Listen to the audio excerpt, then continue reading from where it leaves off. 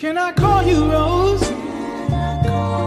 'Cause you're sweet like a flower in bloom. Selamat malam Sobat Lestari. Bersama saya Benedictus Ferry Subai. Kali ini saya akan menjelaskan patogenesis dan siklus penyakit. Nah, ini merupakan tugas dari mata kuliah ilmu hama dan penyakit hutan. Oke, kita akan masuk ke dalam pembahasannya. Untuk patogen dan siklus penyakit sendiri itu memiliki beberapa definisi. Untuk definisi dari patogenesis merupakan proses biologi yang menyebabkan penyakit pada tanaman. Patogenesis umumnya berfokus pada tingkat mikro, yaitu pada tingkat seluler dan molekul. Kemudian untuk siklus penyakit terdiri dari tahapan inokulasi, penetrasi, infeksi, invasi, gejala, dan dormansi. Untuk siklus penyakit sendiri itu mempelajari fenomena penyakit pada tingkat makro atau populasi tanaman. Ya, baik, untuk tahapan patogenesis sendiri, yang pertama ada inokulasi. Nah, definisi dari inokulasi adalah proses di mana patogen pertama kali bersentuhan dengan tanaman inang. Untuk agen infektifnya sendiri itu terdapat spora atau jamur, kemudian sel bakteri atau virion. Nah, untuk penyebaran inokulasi ini tersebut bisa melalui angin, air, serangga, atau kontak langsung. Kemudian setelah inokulasi, kita punya penetrasi. Penetrasi adalah tahap di mana patogen menembus permukaan tanah dan masuk ke dalam jaringan internal. Metode penetrasi ini melalui stomata atau pori-pori pada daun, melalui luka yang dihasilkan oleh alat pertanian atau serangga, dan menggunakan enzim yang dapat merusak dinding sel tanaman. Setelah penetrasi, tahap selanjutnya adalah infeksi.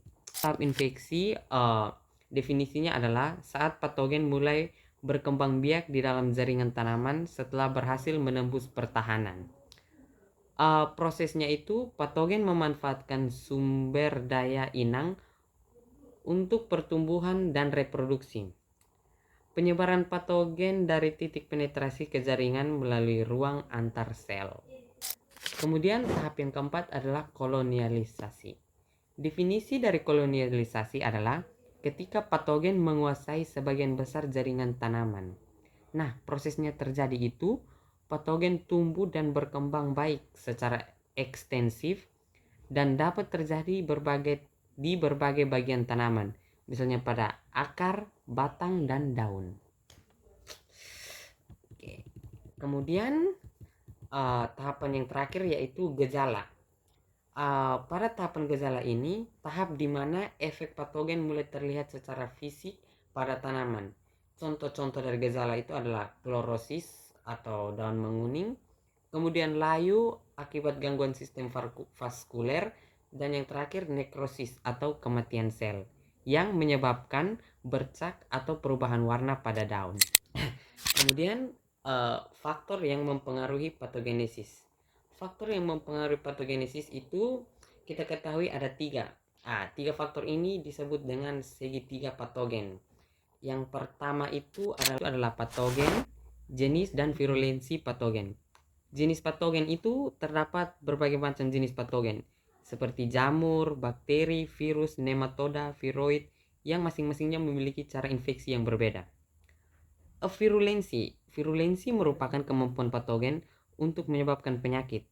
Patogen dengan virulensi tinggi dapat menginfeksi tanaman secara cepat dan menyebabkan gejala yang lebih parah. Kemudian untuk strain patogen, varian genetik dalam spesies patogen yang dapat mempengaruhi tingkat infeksi dan respon terhadap pengendalian. Kemudian yang terakhir itu ada pengaruh toksin.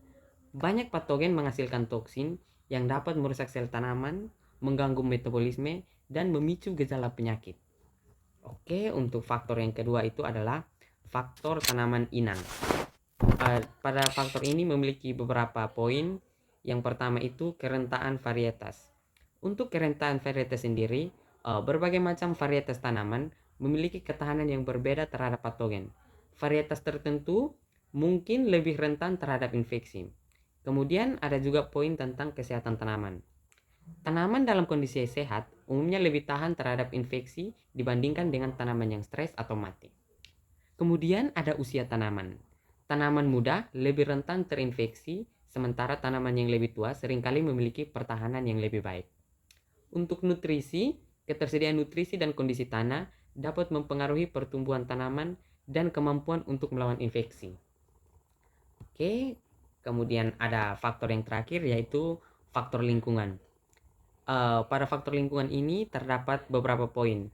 Yang pertama iklim, suhu, kelembaban, curah hujan yang mempengaruhi pertumbuhan patogen dan tanaman. Misalnya, kelembaban yang tinggi sering meningkatkan risiko infeksi jamur.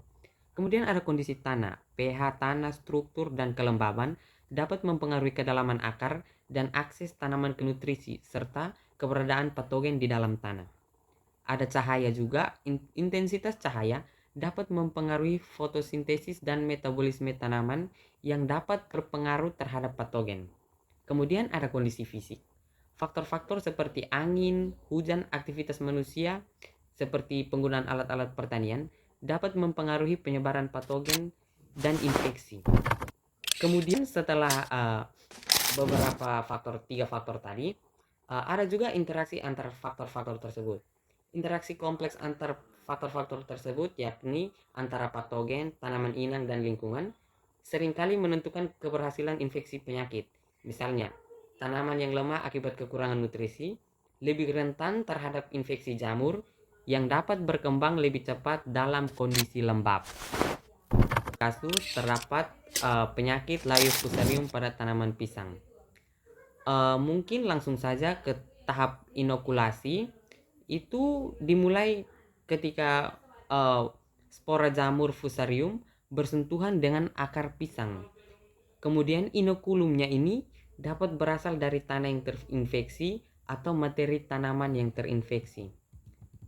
Kemudian untuk tahap penetrasi, jamur masuk melalui luka pada akar atau melalui jaringan yang masih muda. Patogen menghasilkan enzim pendegrasi dinding sel yang memungkinkan penetrasi ke dalam jaringan tanaman. Setelah penetrasi ada infeksi. Infeksi fusarium mulai bereproduksi dalam jaringan. Jamur menyebar melalui sistem vaskuler, dalam hal ini silem tanaman, dan mengganggu aliran air dan nutrisi. Setelah infeksi, terdapat kolonialisasi. Jamur mengkolonialisasi jaringan tanaman secara eksistensif yang menyebabkan penyumbatan pada pembuluh angkut. Hal ini mengakibatkan kerusakan parah pada sistem vaskuler tanaman. Kemudian gejala yang tampak pada penyakit Leiofusarium pada pohon pisang ini adalah gejala awalnya itu menguningnya daun bagian bawah. Kemudian tanaman akan menunjukkan tanda-tanda layu di mana daun menjadi kering dan akhirnya mati. Pembuluh yang terinfeksi menunjukkan perubahan warna coklat hingga hitam. Nah, dampak dari penyakit ini dapat menyebabkan kematian total yang terinfeksi, kemudian dan juga menyebabkan kerugian hasil panen bagi para petani, terutama untuk varietas pisang yang lebih rentan. Kemudian strategi atau pengendalian untuk penyakit ini adalah bisa melalui dengan pengelolaan lahan yang baik, rotasi tanaman untuk mencegah penyebaran, dan juga praktik sanitasi yang baik untuk mengurangi inokulum dalam tanah. Berikut adalah penjelasan saya. Thanks for watching and listening. See you next time, dan jangan lupa velocity.